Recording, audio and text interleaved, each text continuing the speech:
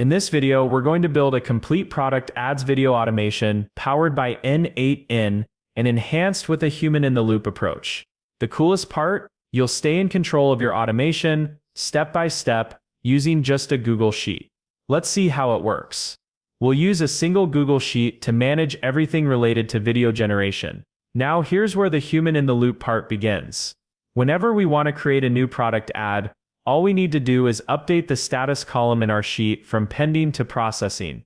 Once that status changes, our n8n workflow, which is running in production mode, will automatically detect the update. Then run the workflow. And shortly after, we add the final engagement product ad video with background audio.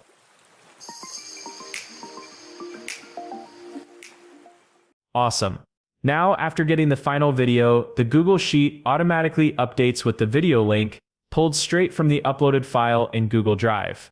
At the same time, the row's status is changed to done. This gives us a chance to manually preview the video before publishing it to social platforms like Instagram, TikTok, or YouTube. If we don't like the generated video, no problem. We can simply change the status back to processing to regenerate it. But if the video looks good and we're ready to go live, we'll update the status to for publishing. This tells the workflow to automatically begin the upload process to YouTube. Alright, now let's dive into how the workflow actually works. But before we do that, there are a couple of things you need to set up. First, head over to your Google Drive, delete the generated video, create an empty folder for storing the output videos, and remove the video link from the first row of the sheet, and change the status of the first row to pending. And don't forget, you'll want to make a copy of the template sheet, then paste it into your own Google Sheet file, so that you have full control over the data.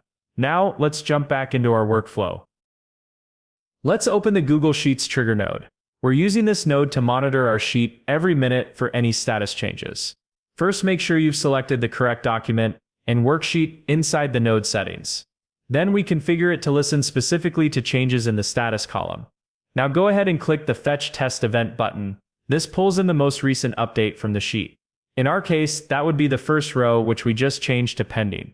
Now if we try to run the workflow right now, you'll notice it stops at the switch node. That's because all rows currently have a status of pending, and the switch only allows the flow to continue if the status is set to either processing or for publishing. So let's go back to the sheet and change the first row's status to processing. In production mode, the Google Sheets trigger would automatically detect this change within a minute. But since we're working in development mode, we'll manually click Execute Workflow to test it right away. Now the Google Sheets trigger node fetches the first row, the one we just changed to processing. It passes that row's data into the switch node. Since the status is now processing, the flow follows the first branch, carrying all the row information with it. At this point, both the video link and YouTube link columns are still empty, so we don't need them yet. To clean things up, we use a function node to strip out any unnecessary data from the row. This gives us just the essentials we need for the next step. Now we move into the video generator section of the workflow. We use the loop over items node to handle each row one at a time, and make sure we can output each final result clearly. Once we enter the generation section, we begin by generating a product image using the prompt from the sheet. Make sure you've added your Zero2Launch API key in the request header. After we successfully generate the product image, we then move on to generate the video. This step uses the new image-to-video API model, which delivers noticeably better quality than the previous version. However, keep in mind, if there are too many requests in the queue, the process might slow down. If that happens, you have a few options. You can wait and try again, switch back to version 1 of the API, or even use your own external image-to-video API service.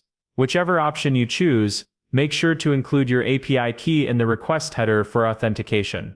Now in this request, we pass in the video prompt from the function node we used earlier, along with the image URL from the image generation node. When we send the request to the API, it returns a task ID. This task ID is essential because we'll use it in the next step to check the video generation status. At first, while the video is still being processed, the API will return a status of processing, and the video URL will be null. So we use an if node to monitor the video status. The if node checks whether the return status is success. If it's not successful yet, it follows the false branch and loops back. rerunning the check video status node. This loop continues until we finally get a status of success and a valid video URL. After a short while, we finally receive a status of success from the video generation API, along with a valid video URL. At this point, we now have a working video, but there's no background audio yet. So, we move on to step 2, where we optionally add background music. We start with an edit node to prepare both the video URL and the audio URL from our sheet. Here's the logic. If the audio URL from the sheet is empty, we skip the audio step and move directly to the download video node, where we fetch the video file as is. But if an audio URL is provided, we route the flow to the add background music node, which will merge our audio into the video. Inside this API call, make sure your JSON body includes both the video URL and audio URL, both of which we got from the edit node. Once the request is sent, the API returns a job ID. We use that job ID to track the video task, and shortly after, we call the get video node, which hits the check status API for the background music process. Once the audio enhanced video is ready, we receive a new video URL with music added. From here, we pass that video URL to the download video node to fetch the final video file.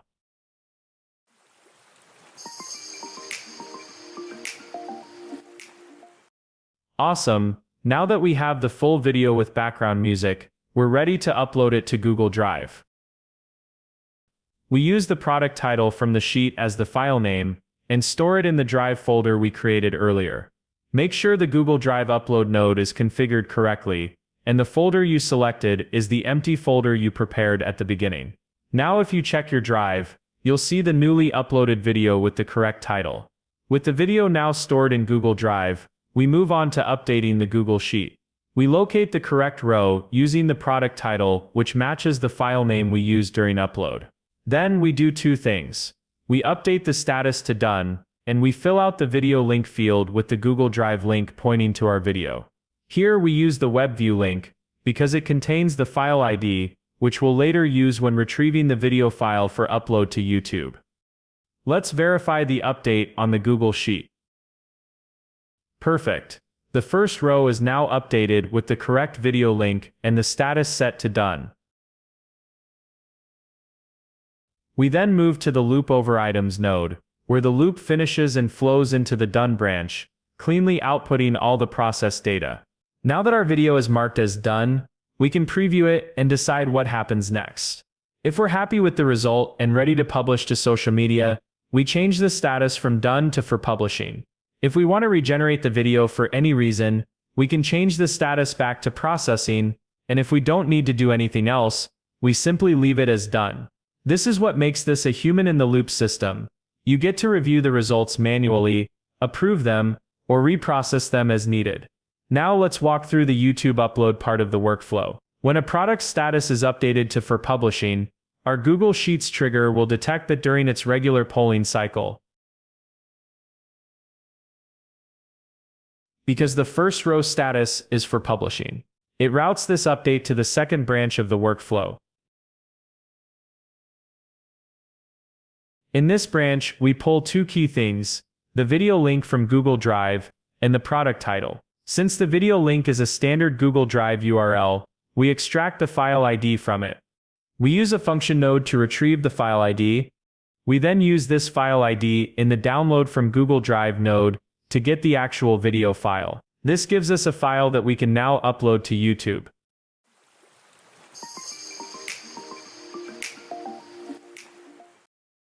The YouTube upload node automatically picks up the video file from the previous step.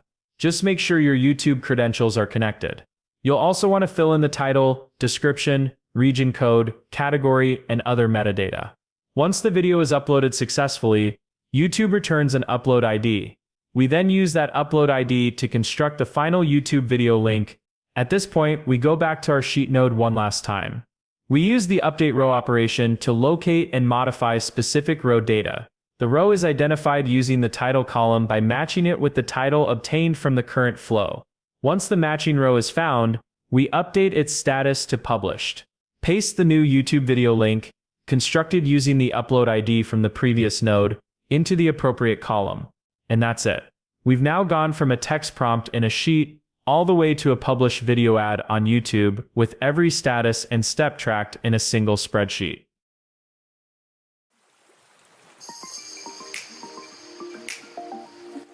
You control the logic, you review the content, and automation handles everything else. Your ad creation pipeline is now fully automated, yet fully flexible, with human oversight where it matters most.